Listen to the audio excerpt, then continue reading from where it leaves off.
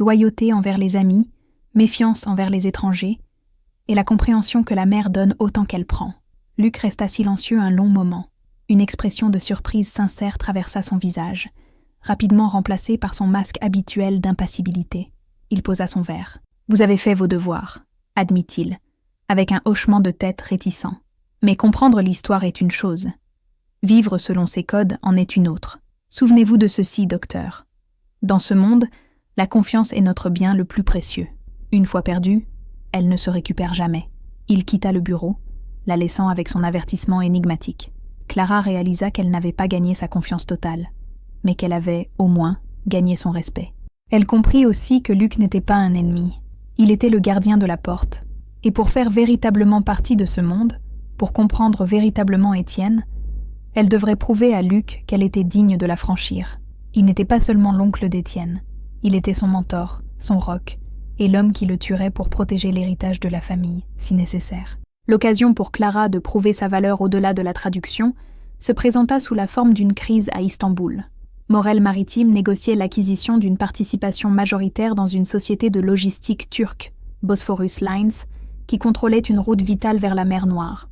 Les négociations, menées par un cousin éloigné de Luc, étaient au point mort. Le PDG de l'entreprise turque, un homme rusé et imprévisible nommé Zeki Demir, refusait de céder sur les derniers points, utilisant des excuses et des retards qui semblaient irrationnels. Étienne commençait à s'impatienter. L'acquisition était cruciale pour sa stratégie d'expansion vers l'Est, un moyen de contourner les ports de la Baltique contrôlés par une famille rivale russe, les Volkov. « Il se joue de nous », dit Étienne lors d'une réunion de crise dans sa salle de guerre. Nos contacts à Istanbul disent qu'il reçoit une offre concurrente, probablement des Volkov. Mais il ne l'admet pas. Il continue de parler d'honneur et de respect de la tradition. Clara, qui avait analysé les transcriptions de toutes les réunions et communications avec Demir, leva la main. « Puis-je avancer une théorie ?» dit-elle. Tous les yeux dans la salle, y compris ceux de Luc, se tournèrent vers elle. « Je ne pense pas que ce soit une question d'argent ou d'une offre concurrente. Je pense que c'est une question de langage. » Il y eut quelques murmures sceptiques. « Continuez, » dit Étienne, lui accordant toute son attention. « J'ai tout examiné. Notre équipe de négociation a utilisé une approche française très directe. Logique, point contre point. Mais Zeki Demir est de la vieille école d'Istanbul. Dans ses réponses, il utilise constamment des proverbes ottomans, des métaphores et des allusions poétiques. Notre équipe a ignoré cela comme de la fioriture orientale. Mais ce n'en est pas. C'est sa façon de communiquer ce qu'il veut vraiment. » Elle projeta l'une des phrases de Demir sur un écran. En turc, elle disait « Un bon café doit être noir comme l'enfer, fort comme la mort et doux comme l'amour. » Notre équipe a interprété cela littéralement et a même plaisanté en disant qu'elle préférait le thé, continua Clara. Mais c'est un célèbre proverbe turc. Il ne s'agit pas de café, il s'agit d'équilibre. Noir comme l'enfer fait référence à la gravité et à la profondeur de l'accord. Fort comme la mort fait référence à sa permanence et à sa fiabilité. Et doux comme l'amour fait référence au bénéfice mutuel et à la relation personnelle. Il ne demande pas plus d'argent. Il demande des garanties que nous ne démantèlerons pas l'héritage de sa famille, que nous honorerons ses employés et que ce sera un partenariat, pas une conquête. Un silence profond s'installa dans la pièce. Luc Morel regarda Clara, ses yeux se plissant en réévaluation. Étienne s'adossa à sa chaise, un lent sourire se dessinant sur son visage. « Alors, comment répondons-nous ? Avec la même monnaie ?» dit Clara. « Nous envoyons un message. Pas un email formel, mais une lettre manuscrite, livrée par un messager. Dedans, nous ne parlons pas de chiffres. Nous citons le poète Rumi.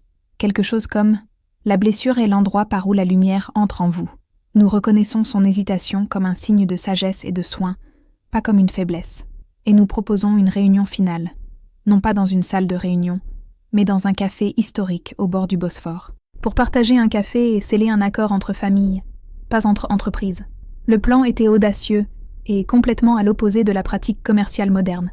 Il était basé sur l'intuition, la culture et l'émotion. Luc prit la parole pour la première fois. C'est un risque. Il pourrait voir cela comme une faiblesse. Ou, contra Étienne, ses yeux brillants, il pourrait y voir le signe de respect qu'il attendait. Ils suivirent le conseil de Clara. La lettre fut envoyée. 24 heures plus tard, ils reçurent une réponse de Zeki Demir. Elle était courte et ne contenait que l'heure et la date du rendez-vous au café. Étienne se rendit personnellement à Istanbul, emmenant Clara avec lui. La réunion ne dura pas plus d'1 heure. Ils parlèrent de poésie, d'histoire, de leur famille. À la fin, en buvant leur café turc, Zeki Demir tendit la main. « Bosphorus Lines est honoré de rejoindre la famille Morel », dit-il. L'accord était conclu. Dans le vol de retour vers Paris, dans le jet privé des Morel, Étienne s'assit en face de Clara. « Aujourd'hui, vous n'avez pas sauvé 40 millions, dit-il calmement. Vous avez assuré l'avenir de notre empire pour la prochaine décennie. Luc avait tort à votre sujet. Votre logique n'est pas une faiblesse. C'est une arme de précision. » Clara sentit une bouffée de fierté, mais aussi autre chose. La façon dont il la regardait, l'admiration dans ses yeux, était plus enivrante que n'importe quel succès professionnel. Elle était devenue indispensable, et ce faisant, elle s'était dangereusement rapprochée de l'homme qu'elle avait réussi jusqu'alors à maintenir à une distance professionnelle sûre. Cette distance s'évaporait rapidement. La victoire à Istanbul marqua un tournant dans la relation entre Clara et Étienne. La dynamique professionnelle, bien que toujours présente, devint la scène d'une complicité bien plus profonde. Leurs esprits semblaient fonctionner en synchronie. Il anticipait ses analyses, et elle comprenait ses stratégies avant même qu'il ne les articule. Les longues nuits de travail devinrent la norme.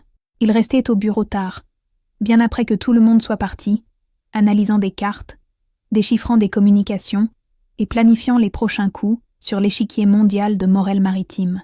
Ces heures, suspendues dans le silence de la tour avec Paris brillant à leurs pieds, devinrent leur refuge. Ils partageaient des dîners improvisés de plats à emporter, mangés sur des piles de documents sur l'immense bureau d'Étienne. C'est pendant ces repas que les barrières tombèrent. Il lui parla de son enfance, partagée entre la formalité de Paris et les étés sauvages en Corse, de la pression de porter le nom Morel, de son père, un homme brillant et impitoyable mort trop tôt. Clara, de son côté, lui parla de sa passion pour les mots, de la façon dont les livres avaient été ses meilleurs amis en grandissant, de son ambition de laisser une marque dans le monde universitaire. Elle parlait avec une passion qui le captivait. Il écoutait, non pas comme un patron évaluant une employée, mais comme un homme découvrant les multiples facettes d'une femme qui le fascinait. Une de ces nuits, alors qu'il travaillait sur une contre-proposition pour un syndicat portuaire à Anvers, Clara bâilla, épuisée. « Vous devriez rentrer vous reposer », dit-il, sa voix plus douce que d'habitude. « Juste cette dernière clause », répondit-elle, se frottant les yeux derrière ses lunettes. Étienne se leva et se dirigea vers un petit bar dans le coin du bureau. Il revint avec 2 verres de liquide ambré. « Du whisky. Buvez ça. C'est un ordre », dit-il, avec une lueur de sourire. Elle accepta le verre, la chaleur de l'alcool se propageant dans sa poitrine. Ils restèrent silencieux un moment, regardant les lumières de la ville. « Vous savez, parfois j'ai l'impression que cette tour est le seul endroit où je peux respirer, » confia-t-il, rompant le silence. « Dehors, je suis Étienne Morel, l'héritier. En Corse, je suis le chef de la famille. Mais ici, avec ces puzzles, avec vous, je me sens juste moi. » L'aveu plana dans l'air, chargé d'un poids inattendu. Clara sentit son cœur se serrer. Elle voyait le fardeau qu'il portait, la solitude au sommet de cet empire. « Je sais ce que vous voulez dire, » dit-elle à voix basse. Dans le monde universitaire, tout est théorie. Ici, les mots ont du poids. Ils ont des conséquences. C'est effrayant. Et c'est addictif. Leurs regards se croisèrent par-dessus les verres. Dans ce regard, tout ce qui n'était pas dit fut communiqué. L'admiration mutuelle, le respect, l'attirance croissante qui crépitait entre eux comme de l'électricité statique. C'était une attirance basée non pas sur l'apparence ou la flatterie, mais sur une profonde connexion intellectuelle et émotionnelle. Il admirait son esprit, elle admirait sa force. Et tous deux reconnaissaient en l'autre une solitude qui reflétait la leur. Étienne fit un pas dans sa direction. Il leva la main, comme pour toucher son visage, mais hésita, ses doigts planant à quelques millimètres de sa peau. La tension dans le petit espace entre eux était insupportable. C'était la promesse de quelque chose qui pouvait tout changer, quelque chose qui pouvait briser les règles non dites de leur monde. Avec un effort visible, il baissa la main. « Il se fait tard », dit-il, sa voix un peu rauque. « Je vous ramène. » Le trajet en voiture fut silencieux, mais c'était un silence rempli de mots non dits. Quand ils s'arrêtèrent devant son immeuble, il ne sortit pas. Il resta simplement à regarder droit devant lui, les mains serrant le volant. « Merci, Étienne », dit-elle, utilisant son prénom pour la première fois en dehors du contexte d'une plaisanterie. Il se tourna vers elle. Et dans la pénombre de la voiture, son visage semblait plus vulnérable qu'elle ne l'avait jamais vu. « Soyez prudente, Clara », dit-il, sa voix un doux avertissement. « Ce monde dans lequel vous êtes entrée, il a un prix, je sais, » répondit-elle.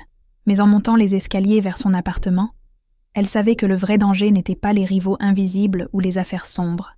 Le vrai danger était l'homme qui venait de la déposer, l'homme qui démantelait méthodiquement toutes ses défenses, l'homme dont elle était, inévitablement et irrévocablement, en train de tomber amoureuse. Le catalyseur de la révélation finale fut une attaque. Pas une attaque physique, mais quelque chose de bien plus sophistiqué et dangereux, une campagne de désinformation. Des articles commencèrent à apparaître sur des blogs financiers obscurs, puis dans des journaux de second ordre, insinuant que Morel Maritime était impliqué dans le blanchiment d'argent et la violation de sanctions internationales. Les accusations étaient vagues, sans preuves concrètes, mais leur répétition commença à ternir la réputation de l'entreprise. Le cours de l'action commença à chuter. Les partenaires commerciaux devinrent nerveux. C'était une attaque chirurgicale, conçue pour créer la peur et l'incertitude. Étienne était furieux. C'était une tactique de ses rivaux, les Volkov, connus pour leur maîtrise de la guerre de l'information. Pendant des jours, l'équipe de crise de Morel travailla sans relâche. Les avocats préparèrent des procès en diffamation, l'équipe de relations publiques publiait des démentis. Mais c'était comme essayer d'attraper de la fumée avec les mains. Ce fut Clara qui trouva la solution. Enfermée dans son bureau pendant 48 heures, entourée de café et d'articles imprimés, elle fit ce qu'elle faisait de mieux. Elle analysa le langage. Elle découvrit un schéma. Certaines phrases idiomatiques, légèrement mal traduites du russe, apparaissaient dans tous les articles. La syntaxe de certaines phrases clés avait une structure indubitablement russe. Et plus important encore, le nom d'un expert anonyme, cité dans plusieurs articles, était l'anagramme d'un agent de désinformation connu lié au Volkov. Elle présenta ses conclusions à Étienne et Luc. Ce n'était pas une preuve qui tiendrait devant un tribunal, mais c'était l'arme dont ils avaient besoin. Étienne utilisa l'information pour contre-attaquer. Au lieu de publier d'autres démentis, il convoqua une conférence de presse. Avec un calme glacial, il ne nia pas les accusations. Au lieu de cela, il exposa la campagne de désinformation, détaillant l'analyse linguistique de Clara, sans la nommer, et montrant comment tout pointait vers leurs concurrents. Il transforma le récit de « Morel Maritime est corrompu » à « Morel Maritime est victime d'une sale attaque industrielle de la part de ses rivaux russes ». Le jeu tourna. Les médias adorèrent l'histoire d'espionnage d'entreprise. La sympathie du public se tourna vers les Morel. Les actions remontèrent. Les Volkov, exposés et humiliés, battirent en retraite. Cette nuit-là, après la victoire, Étienne appela Clara dans son bureau. L'atmosphère n'était pas à la fête, mais d'une profonde gravité. « Ils s'en sont pris à notre nom », dit-il, regardant la ville. « Le nom est tout ce que nous avons, tout ce que la famille a. » Il se tourna vers elle. « Je pense qu'il est temps que vous sachiez tout. » Sans filtre, sans euphémisme. Il la conduisit à la salle de guerre secrète. Cette fois, il ne parla pas d'associés ou de eau dangereuse. Il utilisa le mot. « Nous ne sommes pas une entreprise avec des liens corses, Clara. Nous sommes la famille. » Ce que la presse appelle, de manière réductrice, la mafia corse. Clara sentit l'air lui manquer, bien qu'une partie d'elle l'ait toujours su. « Nous ne sommes pas des criminels au sens traditionnel, » continua-t-il, sa voix calme, factuelle. « Nous ne trafiquons pas de drogue, nous ne nous livrons pas à la violence gratuite. C'est pour les brutes. Nous gérons le pouvoir, nous contrôlons les ports, la logistique, l'information. Nous offrons une protection, nous exigeons la loyauté. Nous sommes un gouvernement de l'ombre, un système d'ordre dans un monde de chaos. Mon père croyait que le capitalisme moderne n'était qu'une forme civilisée de guerre tribale. Il a simplement embrassé la tribu. » Il marqua une pause, ses yeux cherchant les siens. « Quand j'ai pris la relève, j'ai voulu moderniser, nous amener à la légitimité totale. Mais les vieux ennemis ne disparaissent pas. Les Volkov, les syndicats de Naples, certaines familles à Marseille. Ils voient mon approche comme une faiblesse. Ils me testent constamment. » Il s'arrêta devant elle. « Ce que vous avez fait ces derniers jours, vous n'avez pas défendu une entreprise. Vous avez défendu l'honneur de ma famille. Vous êtes entré au centre de notre combat. Maintenant, il n'y a plus de retour en arrière possible. Vous savez qui et ce que nous sommes. Il s'attendait à ce qu'elle recule, à ce que la peur la gagne enfin. Il lui offrit une porte de sortie. Vous pouvez partir maintenant, Clara. Je vous donnerai une somme qui vous mettra à l'aise pour le reste de votre vie. Nous signons un accord de confidentialité et vous ne nous reverrez plus jamais. Personne ne vous en voudra. Clara le regarda, l'homme qui portait sur ses épaules le poids de siècles de tradition et de violence contenue. Elle vit sa solitude, sa force, son conflit intérieur entre l'ancien monde et le nouveau. Et elle vit sa place à ses côtés. La peur était là, un courant froid. Mais le sentiment qu'elle avait pour lui était plus fort. La loyauté qu'elle ressentait pour lui, forgée dans les crises et les confidences nocturnes, était réelle. « Je n'irai nulle part, Étienne, » dit-elle, sa voix inébranlable. Un tourbillon d'émotions traversa son visage. Soulagement, surprise, et quelque chose de plus profond, quelque chose qui ressemblait à de la gratitude. Ce fut cette même nuit, poussé par l'adrénaline de la victoire et par son aveu à elle, qu'il l'emmena sur la terrasse. Ce fut la nuit où il déjoua le piège du sabotage numérique. Et ce fut la nuit où, sous la pluie de Paris, il scella leur destin avec une promesse. « Vous serez ma femme, Clara, même si le monde entier tente de nous séparer. » Et le lendemain matin, pour la protéger de la guerre qu'il savait imminente, une guerre qui exigerait qu'il devienne plus impitoyable qu'il ne l'avait jamais été, il disparut, la laissant en sécurité, mais seule. 3 jours après avoir déchiffré le message au Louvre, Clara se rendit au quai de Javel. L'endroit était une portion industrielle de la Seine, dominée par d'anciens entrepôts et des grues rouillées, un contraste frappant avec le centre touristique de Paris. L'air sentait le fleuve et le métal. Le ciel était gris, menaçant de pleuvoir, un écho fantomatique de la nuit où il l'avait laissée. Elle ne savait pas à quoi s'attendre. Un messager? Un mot? Elle ne s'attendait certainement pas à le voir, lui. Elle s'arrêta près d'un banc de pierre surplombant l'eau, son cœur battant un rythme anxieux. À 3 heures précises, une voiture noire, la même berline qu'elle avait vue près de son café, s'arrêta à quelques mètres. La vitre du passager descendit. Et il était là. 5 ans avaient changé Étienne Morel. Son visage était plus mince, plus anguleux. Il y avait de nouvelles rides autour de ses yeux, des lignes gravées par le manque de sommeil et les décisions difficiles. Ses cheveux sombres avaient quelques fils d'argent aux tempes, mais ses yeux étaient les mêmes, gris, intenses, et au moment où ils croisèrent les siens, ils contenaient un tourbillon d'émotions qui la frappa comme une vague, soulagement, douleur et une possession inébranlable. Il ne sortit pas de la voiture, il se contenta de la regarder, son regard parcourant son visage comme s'il mémorisait chaque détail, confirmant qu'elle était réelle. Clara sentit une rage froide monter, une rage qui avait sommeillé pendant 5 ans, rivalisant avec la douleur et la confusion. Elle se dirigea vers la voiture, la posture rigide. « 5 ans, Étienne, » dit-elle, sa voix basse et tremblante d'émotion contenue. Pas un mot, aucune explication. Juste rien. Il ne recula pas devant sa colère. Il l'absorba, comme s'il s'y attendait, comme s'il la méritait. « C'était le prix de ta sécurité, Clara, » répondit-il, sa voix plus grave, plus rauque qu'elle ne s'en souvenait. « Ma sécurité ou votre convenance ?» rétorqua-t-elle. Jamais. Le mot fut prononcé avec une force qui fit taire sa réplique. Chaque jour de ces 5 années a été un enfer. Mais c'était un enfer que j'ai choisi pour que tu puisses vivre en paix. Le chauffeur, un homme au visage impassible qu'elle ne reconnut pas, regardait droit devant lui, les ignorant. « Que voulez-vous de moi maintenant ?» demanda Clara, croisant les bras. Une frêle barrière contre lui. La même chose que j'ai toujours voulu. Son regard s'adoucit un instant, une vulnérabilité brillant à travers sa façade endurcie. « Mais d'abord, j'ai besoin de ton aide. La guerre n'est pas terminée. Elle est simplement entrée dans une nouvelle phase, plus dangereuse. J'ai une vie maintenant, une belle vie, une vie paisible. J'ai laissé votre monde derrière moi. Personne ne laisse jamais ce monde derrière soi, Clara. Tu le sais. » Il regarda au-delà d'elle, vers le fleuve. « Ils savent qui tu es. Ils savent à quel point tu étais importante pour moi, à quel point tu es importante. Tant que je serai en vie, tu ne seras jamais complètement en sécurité. La seule façon de garantir ta paix est de m'aider à finir ça, une bonne fois pour toutes. » C'était un piège logique, un chantage émotionnel, et ça fonctionna. Il la connaissait trop bien. Il savait qu'elle ne pouvait pas ignorer une menace, surtout une qui l'impliquait. « Monte dans la voiture, Clara, » dit-il, sa voix maintenant une douce prière. « Non, un ordre. S'il te plaît, Laisse-moi tout expliquer. Elle regarda son visage. L'homme qu'elle avait aimé et détesté à part égale au cours des 5 dernières années. L'homme qui lui avait brisé le cœur, mais qui ne l'avait jamais vraiment abandonné. La colère était toujours là, mais en dessous, la curiosité et le lien ancien, bien qu'endommagés, pulsaient. Avec un soupir qui sonna comme une reddition, Clara Duval ouvrit la portière de la voiture et monta, laissant derrière elle sa vie tranquille sur les bords de Seine et replongeant dans les eaux troubles du monde d'Étienne Morel.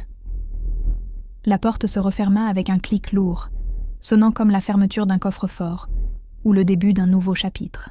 La voiture ne se dirigea pas vers la tour Morel. Au lieu de cela, elle traversa la ville jusqu'au Marais, s'arrêtant devant un immeuble d'appartements anonymes. Ils prirent un ascenseur privé jusqu'à un penthouse spectaculairement moderne, avec des murs de verre offrant une vue encore plus impressionnante que celle de la tour. C'était un refuge, un nid d'aigle impersonnel et sûr. Dès que la porte se referma, la tension entre eux remplit la pièce. Clara resta debout, son sac à main fermement serré comme un bouclier. Étienne se dirigea vers un bar et se servit un verre d'eau, sa main tremblant légèrement. Ce fut le premier signe de faiblesse qu'elle vit en lui. « Après cette nuit sur la terrasse, commença-t-il, la voix basse. J'ai reçu des informations. Les Volkov n'ont pas été les seuls à se sentir humiliés par notre contre-attaque. Ils ont formé une alliance avec d'autres familles rivales. Leur plan n'était plus seulement de nous affaiblir, c'était de nous éradiquer, de prendre le contrôle de tout. Il se tourna vers elle, son expression sombre, et leur stratégie principale était d'utiliser nos forces contre nous. Ils connaissaient ma modernisation. Ils savaient que je voulais la légitimité. Donc, leur plan était de m'accuser de quelque chose de si grave, de si public, que cela détruirait non seulement l'entreprise, mais aussi le nom de la famille pour toujours. Et ils allaient t'utiliser pour m'atteindre. M'utiliser comment ? Comme appât, comme otage. Ou pire, t'accuser toi. Faire croire que la brillante universitaire était, en fait, le cerveau derrière un système de blanchiment d'argent.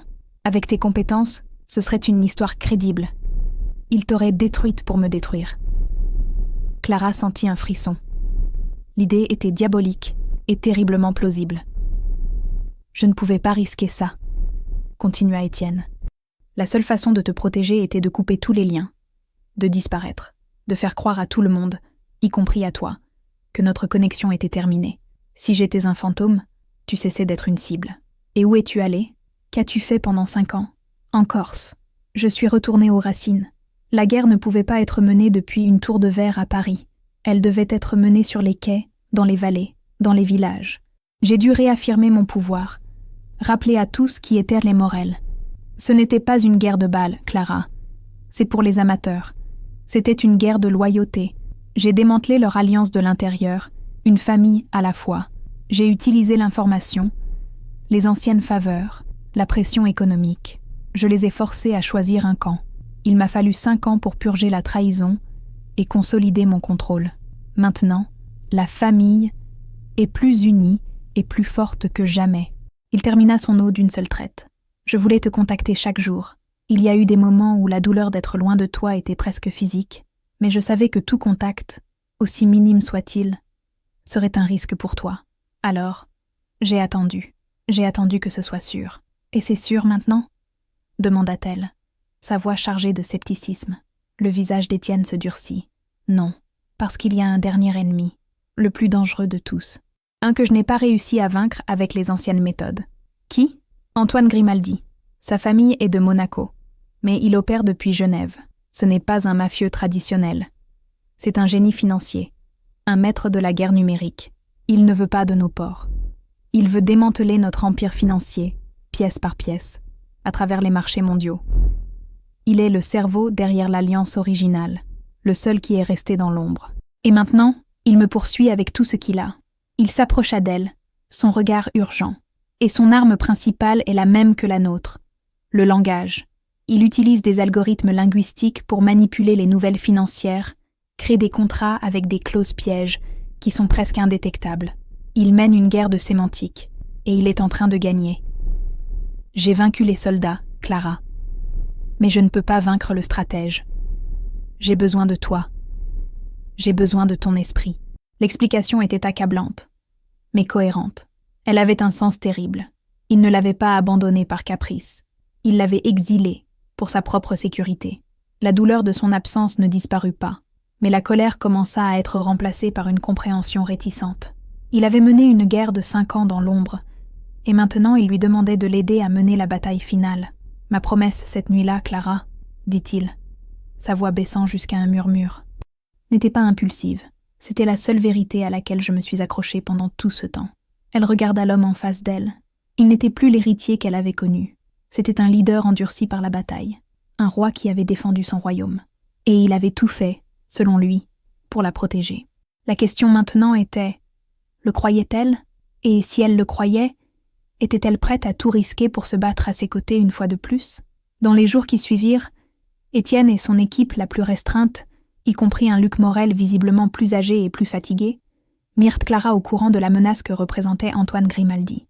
Grimaldi ne ressemblait en rien à l'image d'un chef de la mafia. C'était un homme d'une 40aine d'années, impeccablement vêtu, avec un sourire de prédateur et l'éducation d'une école de commerce suisse. Ses armes n'étaient pas des hommes de main, mais des armées d'analystes de données, de pirates informatiques et d'avocats internationaux. Il opérait depuis un bureau aseptisé à Genève, à des mondes de distance des ruelles poussiéreuses de la Corse. « C'est un fantôme », expliqua Luc, pointant un organigramme complexe sur l'écran de la salle de guerre. Il contrôle des dizaines de fonds d'investissement et de sociétés écrans. À travers eux, il rachète silencieusement les dettes d'entreprises qui sont cruciales pour notre chaîne d'approvisionnement. Il n'attaque pas Morel Maritime directement. Il attaque nos fournisseurs, nos partenaires, nos clients. Il nous étrangle lentement. Étienne prit le relais. Sa tactique la plus récente est la falsification de contrats. Lui et son équipe créent des avenants à des contrats existants qui semblent routiniers. Mises à jour des réglementations de transport, clauses d'assurance. Mais cachés dans le jargon juridique et technique, rédigés en 3 langues différentes, se trouvent des pièges. Des clauses de défaut qui sont déclenchées par des événements triviaux, lui donnant le contrôle des actifs de l'entreprise partenaire. Il projeta un de ses contrats à l'écran. Il semblait impénétrable. Un mur de texte. Nos avocats ont passé des semaines à analyser ça et n'ont rien trouvé, dit Étienne, sa frustration évidente. Mais 6 mois plus tard, l'entreprise, l'un de nos plus anciens partenaires logistiques à Rotterdam, a fait faillite. Et Grimaldi a pris le contrôle de leur terminal portuaire pour une fraction de sa valeur. Clara s'approcha de l'écran, ses yeux parcourant le texte. C'était un puzzle, et son esprit travaillait déjà à le résoudre. « Il utilise la polysémie », murmura-t-elle, plus pour elle-même. Le fait qu'un seul mot puisse avoir plusieurs significations. « Que veux-tu dire » demanda Luc. « Regardez ici. » Elle montra une clause dans la version anglaise du contrat. Le mot « discharge ». Dans le contexte maritime, il signifie décharger une cargaison. Mais dans le contexte financier, il peut signifier régler une dette. Et dans la version française, le mot utilisé est « libération », qui a une ambiguïté similaire. Et en allemand, « Abwicklung ». Il crée un triangle d'ambiguïté. Selon la version du contrat qu'un juge décide être la principale, la clause a une signification complètement différente. Il exploite les failles de la traduction juridique. Étienne et Luc échangèrent un regard. Ils avaient passé des mois à lutter contre un ennemi qu'ils ne comprenaient même pas. En 10 minutes, Clara avait identifié son arme principale. « C'est pourquoi j'ai besoin de toi », dit Étienne, sa voix pleine d'une nouvelle urgence. « Mes avocats voient bas la loi. Mes financiers voient les chiffres. Toi, tu vois l'arme cachée dans les mots. » Dans les jours qui suivirent, Clara se plongea dans le monde de Grimaldi. Elle analysa des dizaines de contrats, d'emails, de communiqués de presse. Elle commença à cartographier son empreinte digitale linguistique, ses phrases favorites, sa préférence pour certaines structures syntaxiques, son usage particulier des métaphores. Elle ne lisait pas seulement des documents, elle disséquait l'esprit de son ennemi. Elle découvrit que Grimaldi était vaniteux. Il aimait laisser de petits indices, de petites signatures de son génie dans ses stratagèmes. Il cachait souvent des références aux échecs ou à la mythologie grecque dans ses codes. Il voyait tout comme un grand jeu, et il était le maître joueur. « Il n'est pas motivé par l'argent », dit Clara à Étienne un soir. « L'argent n'est que le moyen de marquer des points. Il est motivé par le désir de prouver qu'il est plus intelligent que tout le monde, surtout plus intelligent que toi. Mon père a humilié son père dans une affaire de casino il y a 30 ans, révéla Étienne. La famille Grimaldi a presque tout perdu. C'est personnel pour lui. C'est une vendetta d'entreprise. Clara comprit la véritable dimension du conflit. Ce n'était pas seulement des affaires. C'était une collision de 2 empires, de 2 générations et de deux philosophies. La force traditionnelle est basée sur l'honneur des Morel contre l'intelligence froide et disruptive de Grimaldi. Et elle était exactement au milieu. Elle n'était plus une universitaire observant de loin. Elle était une combattante en première ligne. Et son champ de bataille était le langage lui-même. Malgré son immersion immédiate dans le problème, Clara gardait une distance émotionnelle.